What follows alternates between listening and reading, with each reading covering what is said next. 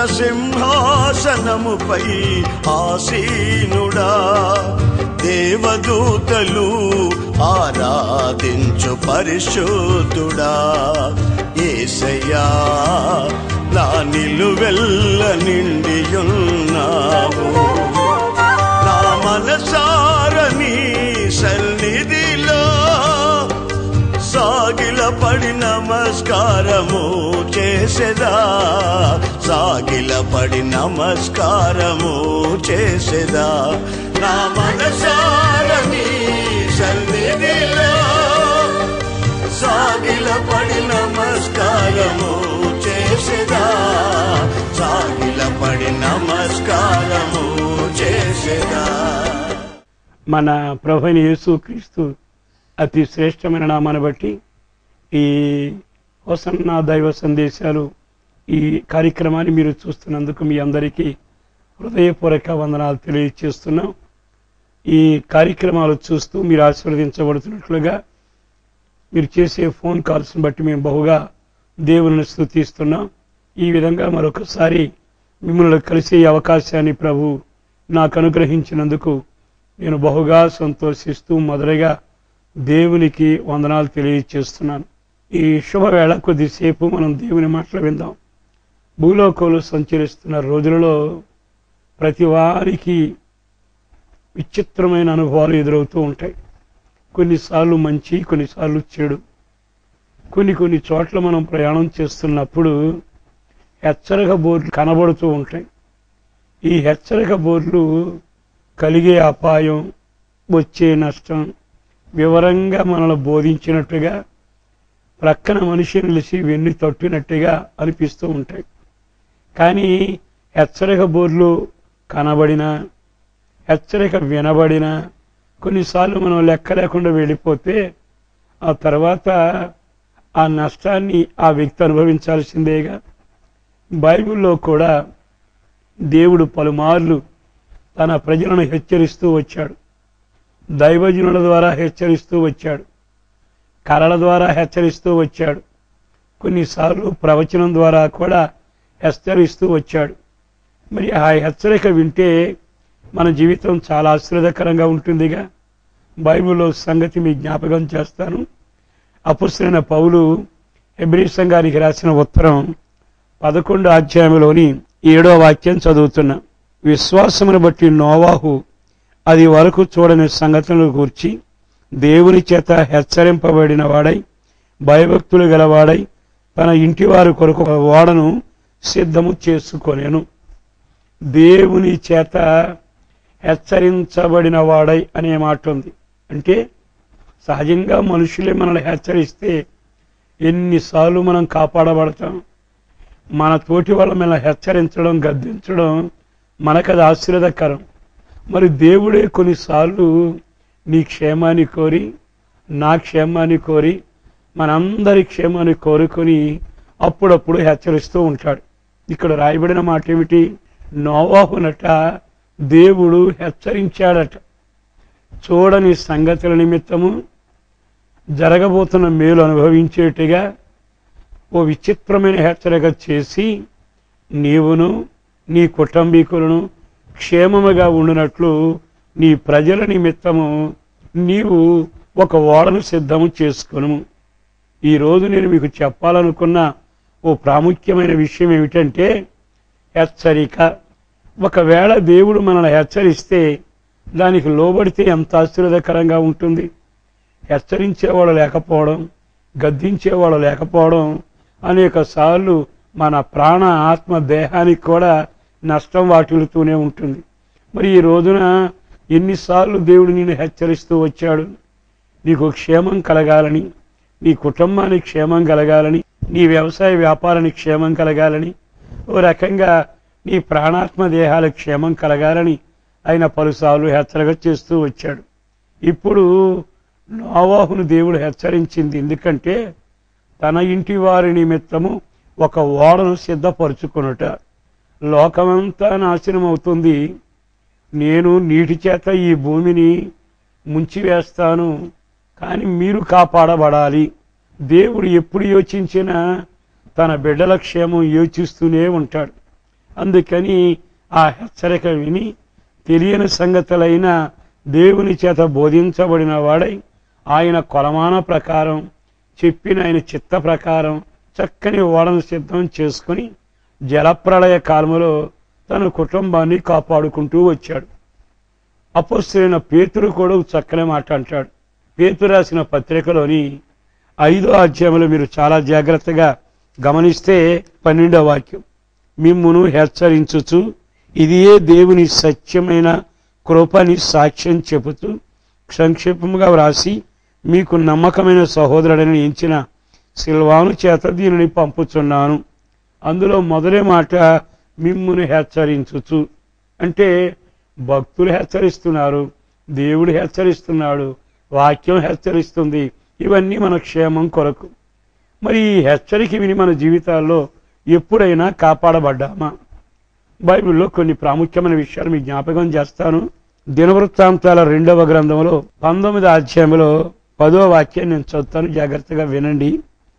నరహత్యను గూర్చి, ధర్మశాస్త్రమును గూర్చి, ధర్మమును గూర్చి, కట్టడలను గూర్చి, న్యాయ విధులను గూర్చి ఆయా పట్టణములలో నివసించు మీ సహోదరులు తెచ్చు ఏ సంగతినే గాని మీరు విమర్శించినప్పుడు మీ మీదికిని మీ సహోదరుల మీదికిని కోపము రాకుండానట్లుగా వారు దేవుని దృష్టికి ఏ అపరాధము చేయకుండా వారిని హెచ్చరిక చేయవలెను.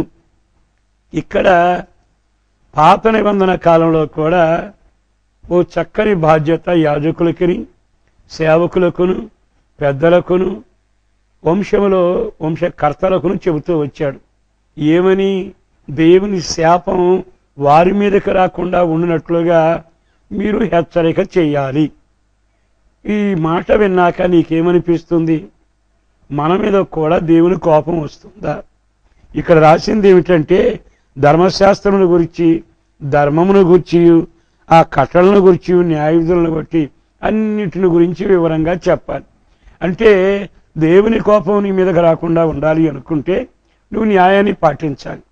ఒకరికి తీర్పు తీర్చినా, ఒకరికి మేలు చేసినా దేవుడు నన్ను గమనిస్తున్నాడు, దేవుడు సమస్తాన్ని పరిశీలన చేస్తున్నాడు అని నీకు ఒక ఆలోచన కలిగి నువ్వు ధర్మశాస్త్రం అనుసరించేటప్పుడును, న్యాయం జరిగించేటప్పుడును, ఒకవేళ మంచి చేసేటప్పుడును, నువ్వు ఏ కార్యక్రమం చేసినా వాటన్నిటిలో దేవుని కోపం నీ మీదకి రాకుండా ఉండునట్లుగా అనే పదం ఉంది. ఎన్నోసార్లు ఈ వాక్యాలు వింటూనే ఉన్నాం.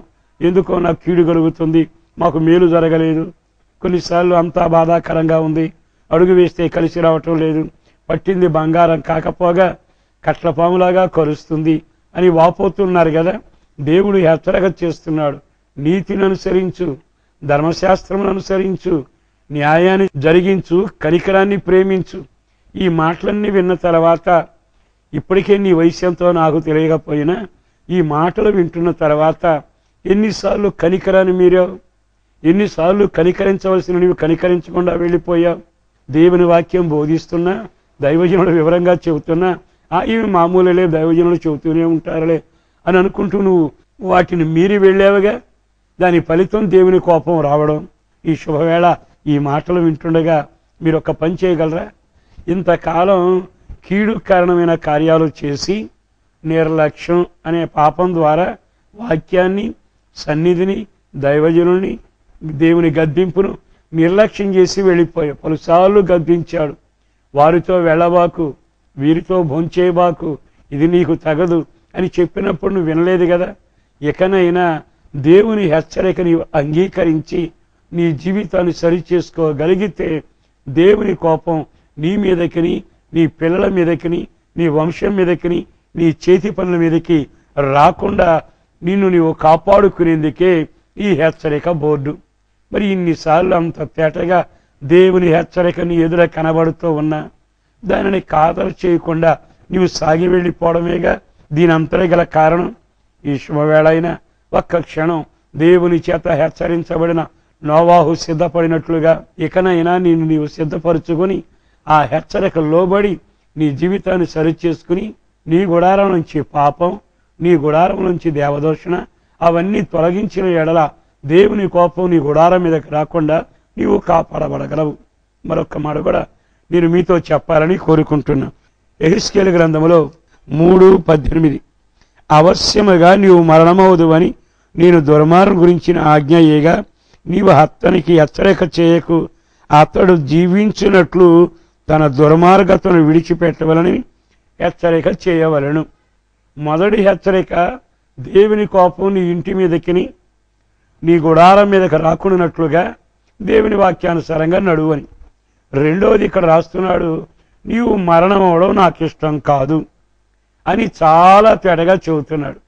ఈ హెచ్చరికలో మరణం అనేదాన్ని ప్రస్తావించి నీవు మరణమైపోవుట, నీ బ్రతుకును నష్టపరుచుకున్నాడక దేవుని చిత్తం కాదు, అది నాకు ఇష్టం కాదు అంటున్నాడు ఆయన.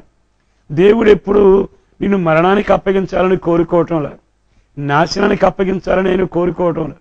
మరి ఈ మాటలు విన్న తర్వాత అయినా నీ అంతటి నీవు ఎందుకని నాశనం తెచ్చుకుంటున్నావు? ఒక్కసారి బైబిల్లో అపొస్తలులు చెరసాలలో వేయబడినప్పుడు వారు పాటలు పాడుతూ ఉండగా ఖైదీలు వింటుండగా చెరసాల పునాదులు కదిలాయట. కదిలిన వెంటనే ఇంకా తలుపులు తెరవబడ్డాయి, గొలుసులు ఊడిపోయాయి, ఖైదీలు వెళ్ళిపోయారేమో అని తన కత్తిని తీసుకుని ఆ చెరసాలాధిపతి తనను పొడుచుకుంటుండగా పౌలు అన్నమాట గుర్తుండగా, సహోదరుడా నీవే హాని చేసుకోబాకు అంటే నిన్నెవరో నీ జీవితాన్ని నాశనం చేయట్లా, ఎవరో నీకు హానికి తలపెట్టలా, నీకు నీవే హాని చేసుకుంటున్నావు. సామెతల గ్రంథంలో ఏం రాయబడింది? విస్తారంగా పొంగుతున్నా మెరుస్తున్న ద్రాక్షారసం త్రాగితే శ్రమ ఎవరికి? నీకు నీవే నాశనం చేసుకుని త్రాగుడు వలన జీవితాన్ని సర్వనాశనం చేసుకుంటున్నావుగా. అపొస్తలుడైన పౌలు ఏమంటాడు? మీ అవయవములను దేవునికి సమర్పించండి, పాపానికి అప్పగించుకున్నారు, దానివల్ల మీరు నాశనం అవుతున్నారు అని. పాపం వల్ల వచ్చే జీతము మరణం అనే మాట మనం వింటూనే ఉన్నాంగా. అంటే నువ్వు మరణం అయిపోవడానికి కారణం పాపమని బైబిల్ బోధిస్తూనే ఉంది. అందుకని ఇక్కడ ఏమంటాడు తెలుసా? అతనికి నువ్వు హెచ్చరిక చెయ్యి, అతడు మరణం అవడం నాకు ఇష్టము కాదు. ఈ శుభవేళ నీకు ఒక వర్తమానం, నీ అంతటి నీవు నాశనం అయిపోతున్నావు తప్ప నిన్ను గాని నీ కుటుంబాన్ని గాని నీ వ్యాపార వ్యవసాయాన్ని గాని దేవుడు నష్టపరచడం లేదు.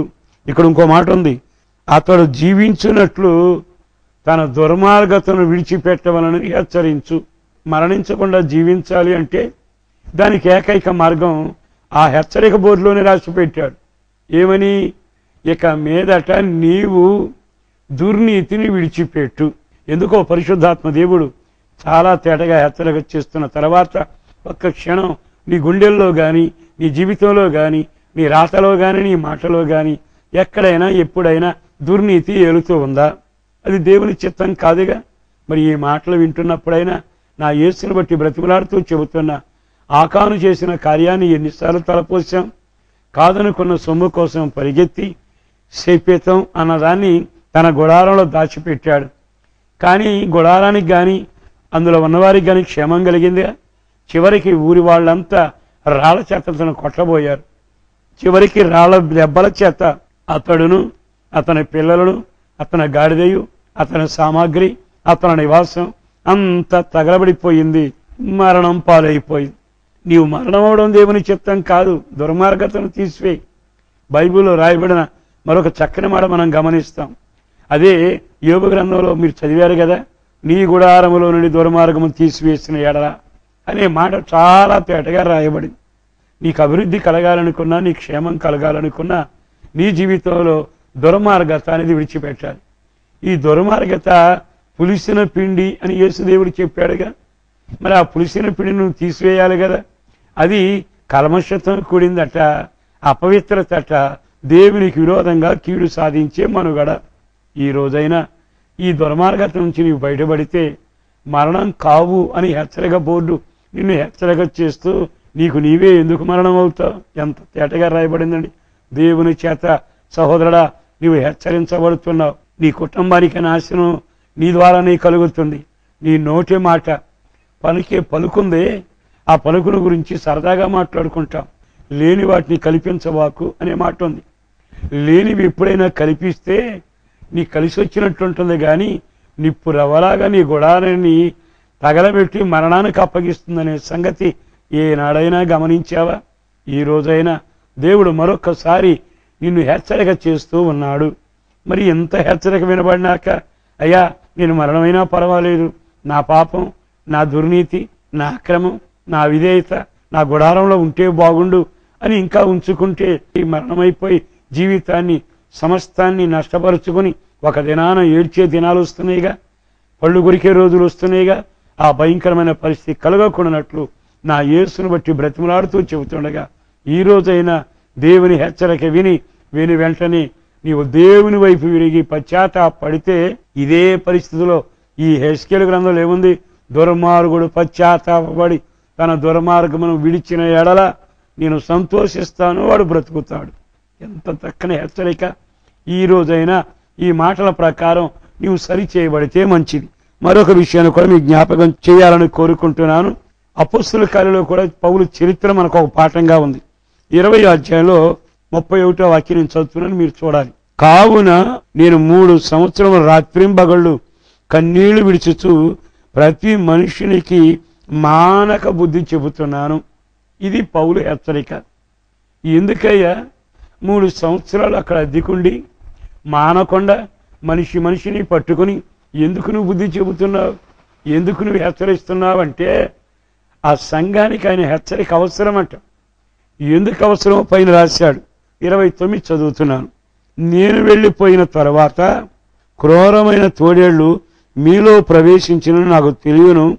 వారు మందని కనికరింపరు, మరియు శిష్యులను తమ వెంట ఈడ్చుకొని పోవాలని వంకర మాటలు పలుకు మనుష్యులు మీలోనే బయలుదేరుదురు. అర్థమైందా పౌలు హెచ్చరిక? 3 సంవత్సరాలు ఎందుకు సంఘాన్ని హెచ్చరించాడు? 3 సంవత్సరాలు సంఘాన్ని ఆ విధంగా ఎందుకు బుద్ధి చెప్పాడు? ఇక్కడ రాస్తున్నాడు, సంఘమా నేను ప్రయాసపడ్డాను, ప్రసవ వేదన పడ్డాను. అదిగో క్రీస్తు రక్తం ద్వారా కడగబడ్డారు, కనబడ్డారు, మిమ్మల్ని కొన్నాడు. అయితే నేను వెళ్ళిపోయినాక ఒక గుంపు జనాంగం మీలోనే బయలుదేరతారు. వీరి పేరేమిటంటే తోడేళ్ళు. ఇప్పుడు ఒక హెచ్చరిక.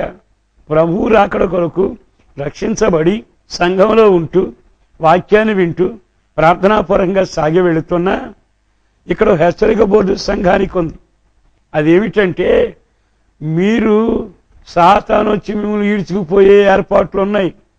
వంకర మాటలు చెప్పేవాడు లేస్తారు. అన్నిటికంటే క్రూరమైన తోడేళ్లు మీలోనే బయలుదేరతాయి. జాగ్రత్త. మీరు పొరపాటున ఉన్న ఉపదేశం, విన్న ఉపదేశం, బోధించబడిన ఉపదేశాన్ని నుంచి మరలిపోకుండా మీరు చాలా జాగ్రత్తగా ఉండాలి. వాళ్ళు వంకర మాటల చేత అని ఉంది. ఈ రోజున పాత నిబంధనంతా చదివితే వంకర మాటలేగా జీవితాలను నాశనం చేసింది. ఇది నిజమా అని అడిగితే ఆ స్త్రీ జీవితం పతనమై మనమంతా పాడైపోయాంగా. నిశ్చయంగా వంకర మాట చాలా ప్రమాదకరం. బైబిల్లో 11 మంది కొడుకులు వచ్చి తండ్రికి వంకర మాటలు చెప్పలే. యోసేపు విషయంలో వంకర మాటలు చెప్పిన సౌలు యొక్క జీవితంలో కొన్ని మాటలు మనం గమనిస్తున్నాంగా. రాజుల చరిత్రలో చదివితే న్యాయాధిపతులు అయిన వాళ్ళు, అధిపతులైన వాళ్ళు వంకర మాటలు చెప్పి, సలహాలు చెప్పి రాజ్యాలను కూల్చిన వాళ్ళు కనబడుతున్నారు. ఇదంతా మనం ఎరిగిన సత్యమే. అయినా తిరిగి సంఘం కాపాడబడాలి.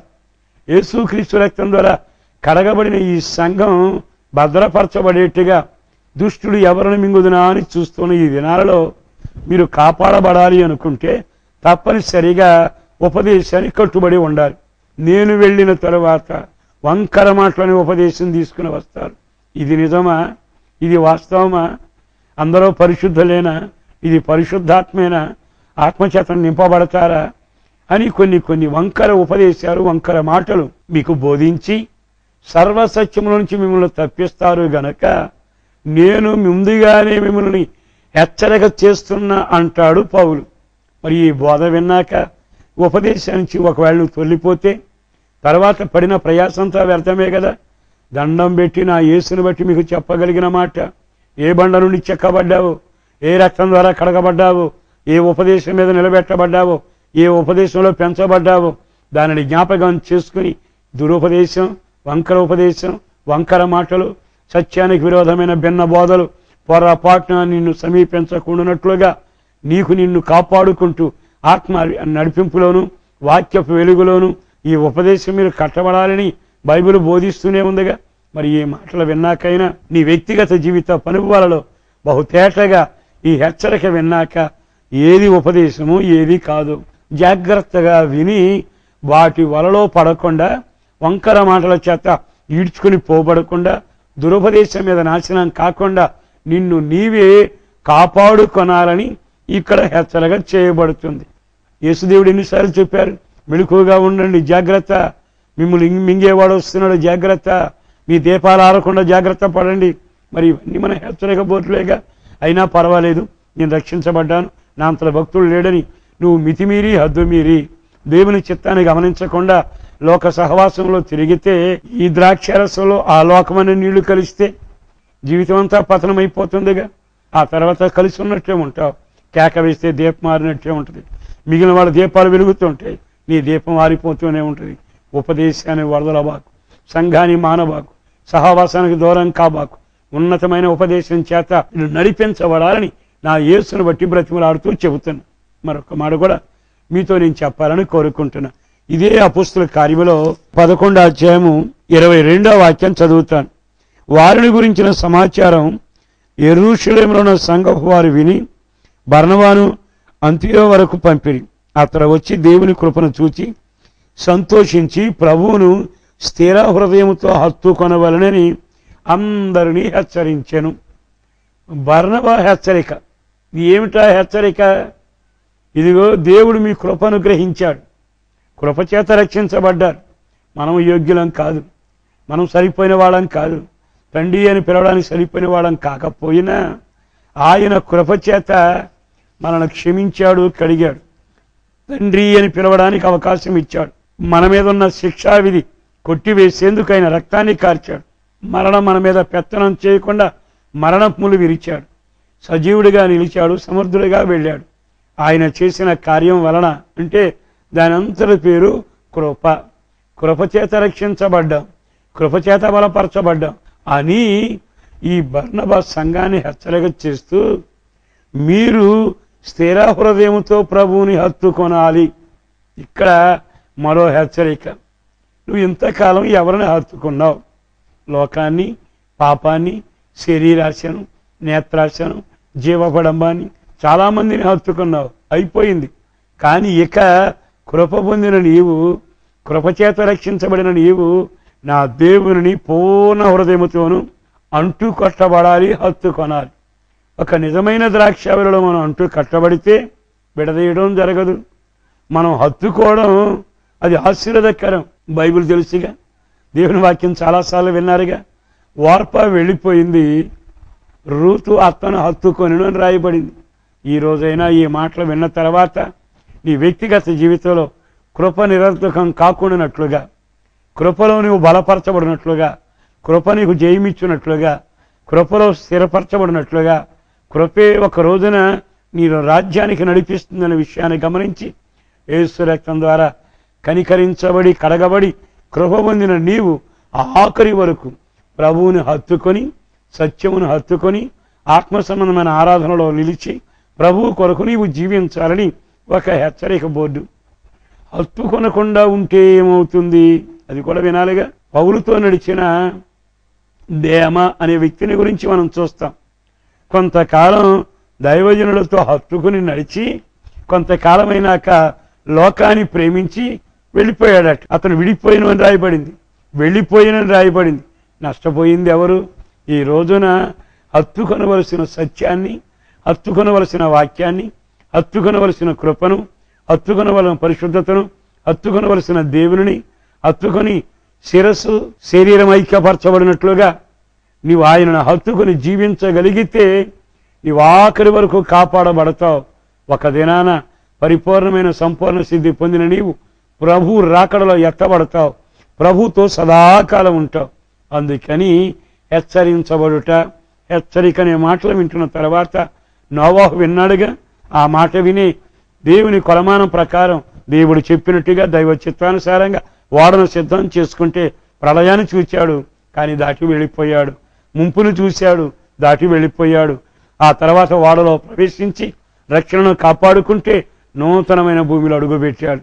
నా యేసును బట్టి బ్రతిమలాడుతున్న హెచ్చరిక బోర్డు వినబడిన తర్వాత ఈ లోకంలో ఉన్నంత కాలం దేవుని కోపం నీ మీదకి రాకుండా కాపాడబడాలి.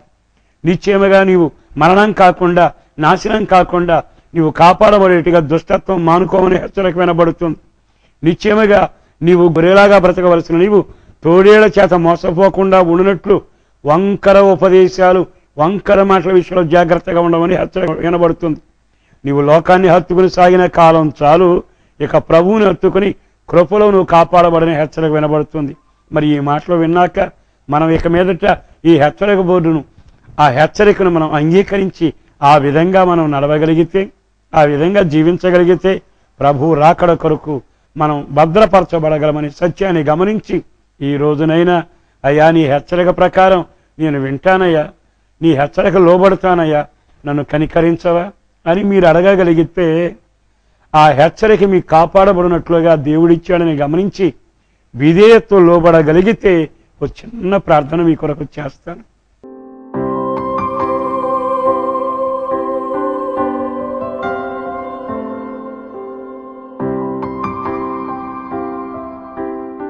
ప్రేమస్వరూపిన ప్రభు వందనాలయ, అపారమైన నీ ప్రేమ కొరకు ధన్యవాదాలు, చేసిన మేలు కొరకు వందనాలు, చేయబోతున్న కార్యాల కొరకు వందనాలు.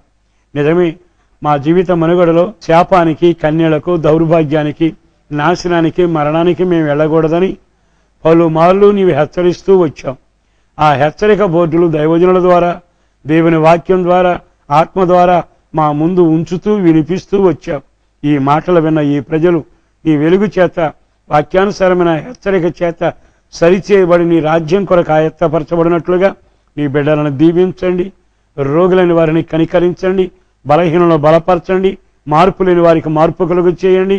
ఈ హెచ్చరిక లోబడి జీవితాన్ని దిద్దుకుని నీ రాజ్యం కొరకు, నీ రాకడ కొరకు నీ బిడ్డలు ఆయత్తపరచబడాలని, ఏ బలహీనతలో ఉన్నా, ఏ ఇరుకులో ఉన్నా, ఏ సమస్యలో ఉన్నా, ఎంతటి కన్నీళ్లలో ఉన్నా ఒక అద్భుతమైన విడుదల నా ప్రజలకు మీరు చేయబోతున్నందుకు వందనాలు. మీ శక్తి కలిగిన మన ప్రార్థన చేస్తుండగా బలమైన కార్యాలు చేసి మీరు మహిమ పొందాలని కోరుకుంటూ యేసు పరిశుద్ధ నామాన ప్రార్థించి విన్నవించి స్తుతించి వేడుచూ ఉన్నాము తండ్రి, ఆమేన్. ప్రభు పేరట మీ అందరికీ వందనాలు. నా ప్రభు మిమ్మల్ని ఆశీర్వదించునుగాక.